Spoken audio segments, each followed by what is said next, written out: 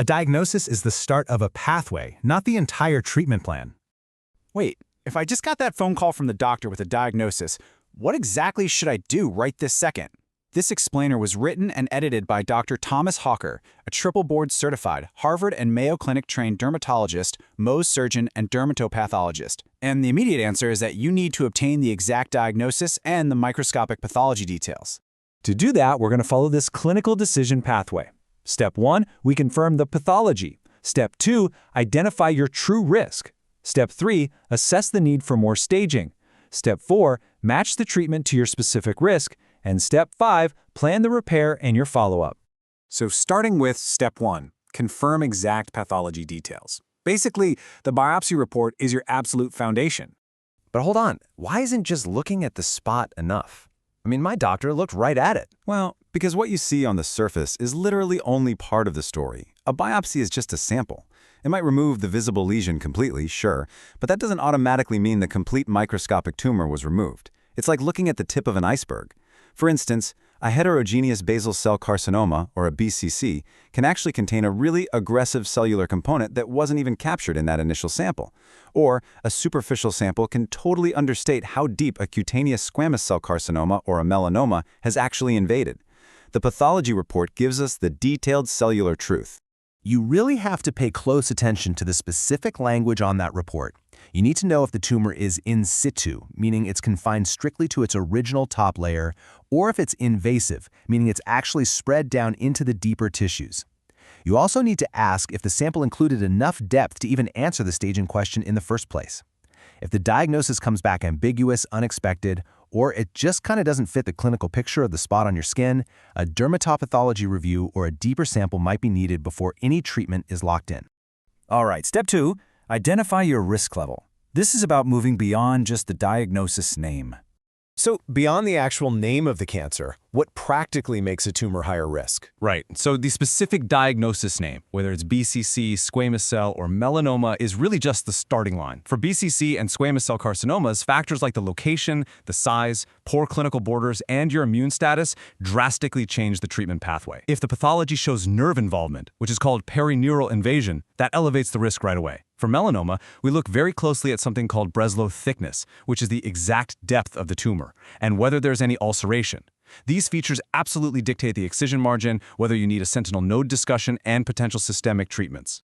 Okay, let's pause for a second here. We've confirmed the exact pathology name, and we know the risk level based on those specific features. But the real question is, how do we actually get rid of it? Before we jump into the tools to get rid of it, we still need to understand a vital distinction: the difference between risk stratification and staging. They're related, but completely different concepts. Risk stratification helps us choose the right local treatment.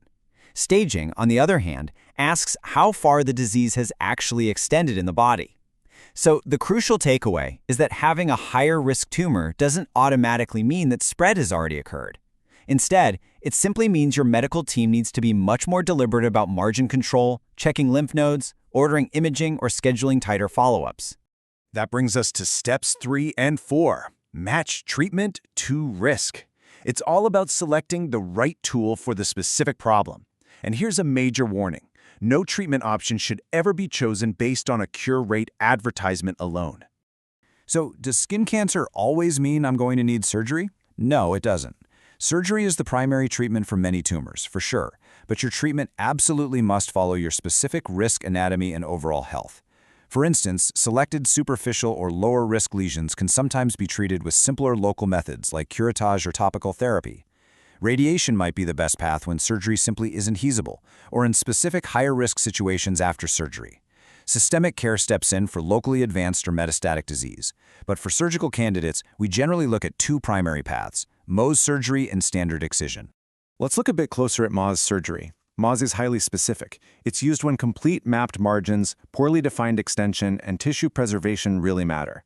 Think about high-stakes anatomy, like your nose, your eyelids, or your lips. You want to preserve as much healthy tissue as possible while ensuring the cancer is 100% completely removed. Conversely, standard excision is highly effective for many primary, well-defined tumors on other parts of the body where an appropriate margin of tissue can be removed safely without compromising function. You match the tool to the exact problem. And finally, Step 5, plan repair, timing, and follow-up. We're looking ahead to the final outcome here. So, should I panic if my surgery appointment isn't tomorrow? I mean, it is cancer. No, you absolutely should not panic. While most skin cancers require timely care, the correct timeline isn't identical for every single tumor. A planned short interval is often used to properly obtain pathology, coordinate your medications, or assemble the right surgical team. That's very different from an unexplained delay. You should ask for a defined timeline based on your specific diagnosis and risk. Now, you should definitely call your doctor promptly if the lesion is rapidly changing or if you develop pain, numbness, weakness, bleeding, or palpable nodes while you wait. Now, when it comes to the repair, options like direct closure, a flap, a graft, natural healing, or even collaborating with another reconstructive surgeon should all be discussed before treatment begins. But here's the critical takeaway. The final operation is planned around the true cancer-free wound. Often, the biopsy site lies right within the treatment area, but you won't actually know the final size of the wound until margin clearance is achieved. The repair is dictated by the cancer removal, not just by the size of your initial biopsy scar. Okay, quick question. Once the surgery or treatment is totally done, do I need a full-body skin examination? Often, yes. Having one skin cancer genuinely increases the chance of developing additional lesions. Furthermore, the treatment decision itself really benefits from understanding your full clinical context. The timing and extent of these exams will depend entirely on your specific diagnosis and your individual patient history. So to help you navigate all this, we've distilled the evidence down into these concrete questions for you to bring to your visit. Seriously, take a screenshot of this. Ask your clinician. What exact diagnosis and subtype did the biopsy show? Which features make this lower or higher risk? Is the sample deep and representative enough? Do I need imaging or a lymph node evaluation? How will the margins be assessed and what repairs likely? Asking these ensures you're making a shared, clear decision with your medical team. Remember, a clear pathway dramatically reduces panic. A diagnosis is the start of a pathway, not the entire treatment plan. Dr. Hocker created Skin Trust to provide free, evidence-based dermatology education and help patients and clinicians make clearer decisions together. We invite you to read the complete evidence-based article at skintrust.com to fully prepare for your clinical visit. Arm yourself with the facts, ask the right questions, and take control of your next steps. Because honestly, if you don't advocate for the exact details of your pathology, who will?